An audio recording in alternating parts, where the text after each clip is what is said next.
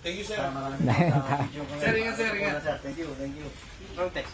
Oo, hindi na. Isa tayo. Gusto road test nyo muna. Sige. Pwede naman. Pwede.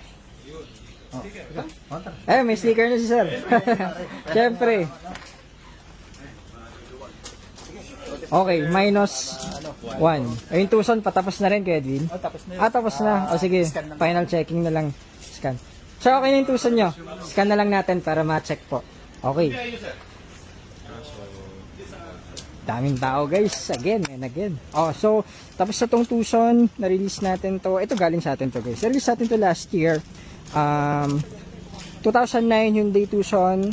Gas engine, automatic transmission. Andun sila bossing sa loob. So, gamit nila, biyahe-biyahe. Pangasinan daw yung pinakamalayo. So, ganda pa rin. Ganda nung ating Tucson na naalagaan nila sir.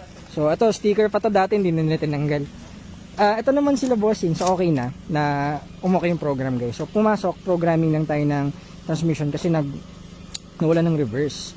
So yung mga ganyan kasi, na-recommend natin na palit na rin silang battery. So nag-order na tayo ng battery sa labas at okay na. O dito test drive na lang. So test drive na sir. Sige, labas lang natin sir. Ayun, tapos na rin to. Ito yung sa motor fan. Pwede okay na, at least ito, program lang natin. Yung isa naman doon is mukhang internal problem na yun guys. So titingnan natin kung ano yung best option. Baka back housing. So kadalasan kasi, hindi makadalasan, bira pala yun guys. Nagpalit na kasi sir ng mga shift fork clutch nito 2 years ago.